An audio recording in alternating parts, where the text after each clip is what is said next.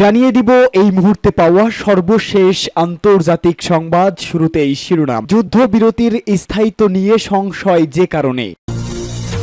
এরপরেই জানাবো সংঘাতের কৌশল না নিতে ইউরোপীয় শক্তিগুলোকে ইরানের হুঁশিয়ারি। পরেই জানাবো যুদ্ধবিরতির একদিন পর মুখ খুলল পাকিস্তানের সেনাবাহিনী।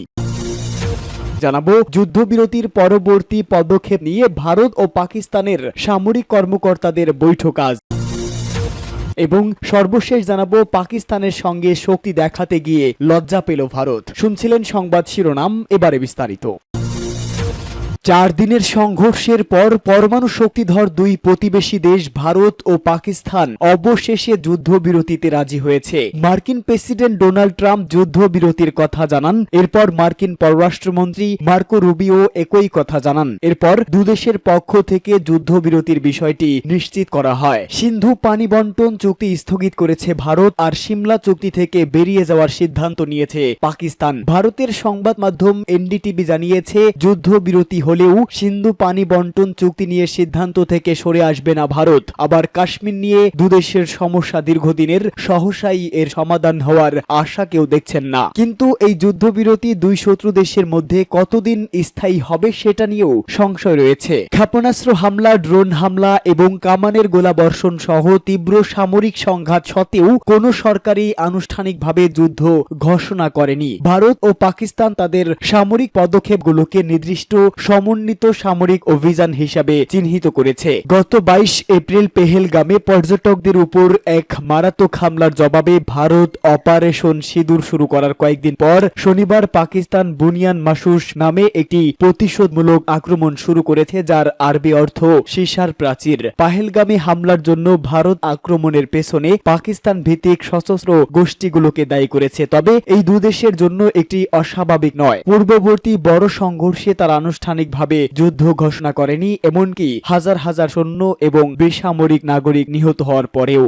সংঘাতের কৌশল না নিতে ইউরোপীয় শক্তিগুলোকে ইরানের হুঁশিয়ারি। তেহরানের পারমাণবিক কর্মসূচি নিয়ে ইউরোপীয় শক্তিগুলোকে সংঘাতমূলক কৌশল গ্রহণ না করার হুঁশিয়ারি দিয়েছেন ইরানের পররাষ্ট্রমন্ত্রী আব্বাস আরাকচি। এক সাক্ষাৎকারে এই হুঁশিয়ারি দেন ইরানের পররাষ্ট্রমন্ত্রী আব্বাস আরাকচি। ফরাসি গণমাধ্যম এএফপি জানিয়েছে, ফ্রান্সের পররাষ্ট্রমন্ত্রী এপ্রিলের শেষ দিকে বলেছেন, ফ্রান্স, জার্মানি ও ব্রিটেন একত্রে সিদ্ধান্ত নিয়েছে ইউরোপের নিরাপত্তা হুমকির মুখে পড়লে তারা 1 সেকেন্ডও দেরি করে না। দশক খানেক আগে প্রত্যাহার করা বা সব নিষেধাজ্ঞা আবার কার্যকর হবে। এর জবাবে লা পয়েন্টে প্রকাশিত সাক্ষাৎকারে আরাকচি বলেন, এই সংঘাতমূলক কৌশল বিশ্বব্যাপী একটি পারমাণবিক বিস্তার সংকট সৃষ্টি করতে পারে, যার মূল্য ইউরোপীয়দেরই দিতে হবে। তিনি জানান, তিনি প্যারিস, বার্লিন ও লন্ডনে সফর করতে প্রস্তুত, যাতে একটি নতুন অধ্যায় শুরু করা যায়। 2015 সালের পারমাণবিক চুক্তিতে যে স্ন্যাপব্যাক ব্যবহারের কথা বলা হয়েছিল, যার মাধ্যমে ইরান চুক্তির শর্ত মানতে ব্যর্থ হলে জাতিসংঘ নিষেধাজ্ঞা পুনরায় কার্যকর করা সম্ভব, তা এখন কূটনৈতিক চাপের হাতিয়ার হিসাবে ব্যবহৃত হচ্ছে বলে জানিয়েছে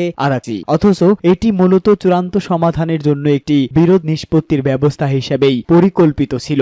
যুদ্ধবিরতির পর এবার মুখ খুলল পাকিস্তান সেনাবাহিনী। কাশ্মীরের পেহেলগামে হামলার পর থেকেই পাকিস্তানকে দায়ী করে আসছে ভারত, যদিও ইসলামাবাদ শুরু থেকেই হামলায় জড়িত থাকার অভিযোগ অস্বীকার করে আসছে। এমনকি প্রমাণ ছাড়াই পাকিস্তানের বিরুদ্ধে একাধিক পদক্ষেপ নেয় ভারত। পাল্টা প্রতিক্রিয়া জানায় পাকিস্তানও। টানা 2 সপ্তাহ উত্তেজনার পর পরিস্থিতি সংঘাতের রূপ নেয়। দুদেশের পাল্টাপাল্টি হামলায় প্রায় যুদ্ধ পরিস্থিতির সৃষ্টি হয়। এই অবস্থায় যুক্তরাষ্ট্রের মধ্যস্থতায় টানা 48 ঘন্টার আলোচনার পর গত শনিবার দুদেশ যুদ্ধবিরতিতে সম্মত হয়। পাকিস্তানের শীর্ষ গণমাধ্যম দ্য ডন এ প্রকাশিত এক প্রতিবেদনে জানানো হয়, যুদ্ধবিরতির আগে 4 দিন ভারত পাকিস্তানের মধ্যে চরম উত্তেজনা ও গোলাগুলির ঘটনা ঘটে। এই পরিস্থিতি নিয়ে সংবাদ সম্মেলন করে মুখ খোলে পাকিস্তানের সশস্ত্র বাহিনী। সেখানে দেশটির আন্তঃবাহিনী জনসংযোগ পরিদপ্তরের মহাপরিচালক লেফটেন্যান্ট জেনারেল আহমেদ শরীফ চৌধুরী বলেন, দেশের জনগণকে যে প্রতিশ্রুতি দেওয়া হয়েছিল তা পূরণ করেছে পাকিস্তান সশস্ত্র বাহিনী। তিনি জানান, 6 ও 7 মে রাতে ভারতীয় হামলায় নারী, শিশু ও বৃদ্ধ সহ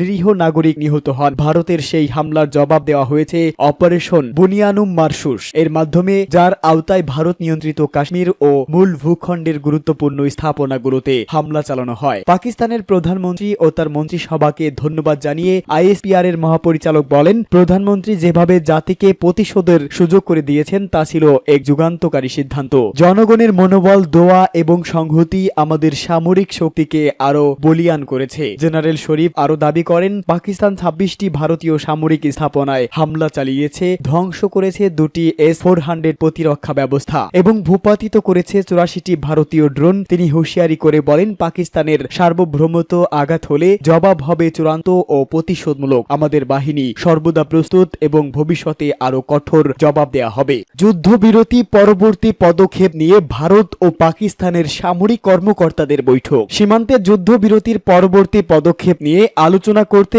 আজ কথা বলবেন ভারত ও পাকিস্তানের সামরিক প্রধানেরা। পরমাণু শক্তিধর দুই প্রতিবেশী দেশের মধ্যে গত 3 দশকের মধ্যে সবচেয়ে ভয়াবহ সংঘর্ষের পর এই যুদ্ধবিরতি কার্যকর হয়। ভারত পাকিস্তান যুদ্ধবিরতির ঘোষণা দেওয়ার পর সীমান্তে পরিস্থিতি কিছুটা স্থিতিশীল হয়েছে। ভারতীয় সেনাবাহিনী জানিয়েছে, রোববার ছিল সাম্প্রতিক সময়ের মধ্যে সীমান্তে প্রথম শান্তিপূর্ণ রাত। তবে সীমান্ত সংলগ্ন কিছু এলাকায় এখনো স্কুল বন্ধ রয়েছে। শনিবার হিমালয়ের বিতর্কিত এলাকায় যুদ্ধবিরতি ঘোষণা করেন যুক্তরাষ্ট্রের প্রেসিডেন্ট ডোনাল্ড ট্রাম্প। এর আগে 4 দিন ধরে চলছিল তীব্র গোলাগুলি, কূটনৈতিক তৎপরতা এবং ওয়াশিংটনের চাপ। ভারতের সামরিক বাহিনী পাকিস্তানের হটলাইন বার্তায় পাঠায়, যেখানে আগের দিনের যুদ্ধবিরতি শর্ত ভঙ্গের কথা জানানো হয় এবং ভবিষ্যতে এমন ঘটলে পাল্টা জবাব দেওয়ার ইঙ্গিত দেওয়া হয় বলে জানিয়েছে ভারতীয় সেনাবাহিনীর এক শীর্ষ কর্মকর্তা। ভারতের পররাষ্ট্র মন্ত্রণালয় জানিয়েছে, সোমবার ভারতীয় সময় দুপুর 12টায় দুদেশের সামরিক অভিযানের প্রধানেরা ফোনে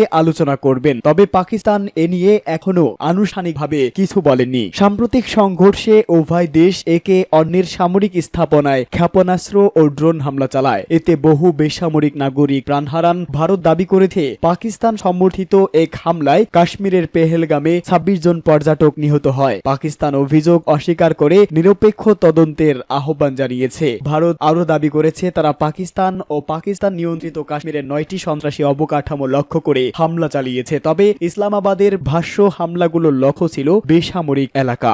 পাকিস্তানের সঙ্গে শক্তি দেখাতে গিয়ে লজ্জা পেল ভারত। টানা কয়েকদিনের সংঘাতের পর গত 10 মে যুক্তরাষ্ট্রের প্রেসিডেন্ট ডোনাল্ড ট্রাম্প ঘোষণা দেন, ভারত ও পাকিস্তানের মধ্যে একটি পূর্ণাঙ্গ এবং তাৎক্ষণিক যুদ্ধবিরতি হয়েছে, আর সেটি সম্ভব হয়েছে তার প্রশাসনের মধ্যস্থতায়। মার্কিন গণমাধ্যম জানিয়েছে, আরো বড় সংঘাতের আশঙ্কায় মার্কিন ভাইস প্রেসিডেন্ট জেডি ভান্স, পররাষ্ট্রমন্ত্রী মার্কো রুবিও এবং হোয়াইট হাউসের চিফ অফ স্টাফ সুজি ওয়াইলস জরুরি ভিত্তিতে এই সংঘাতের মধ্যস্থতা করেন। এ সময় জেডি ভান্স ভারতের প্রধানমন্ত্রী নরেন্দ্র মোদীকে সম্ভাব্য বিপর্যয়ের বিষয়ে সতর্ক করে দেন এবং পাকিস্তানের সঙ্গে সরাসরি আলোচনার পরামর্শ দেন। বিশ্বজুড়ে এই যুদ্ধবিরতির খবরে স্বস্তি দেখা দেয়, কারণ পারমাণবিক যুদ্ধের আশঙ্কা, যা এক গবেষণা অনুযায়ী এক সপ্তাহে প্রায় 12.5 কোটি মানুষের প্রাণ নিতে পারে, অঞ্চল জুড়ে দুশ্চিন্তা বাড়িয়ে দিয়েছিল এবং এটি যুক্তরাষ্ট্রের সক্রিয় কূটনৈতিক উদ্যোগ নিতে বাধ্য করে। তবে যুক্তরাষ্ট্রের পক্ষ থেকে দেওয়া এই যুদ্ধবিরতির ঘোষণাকে ভারতে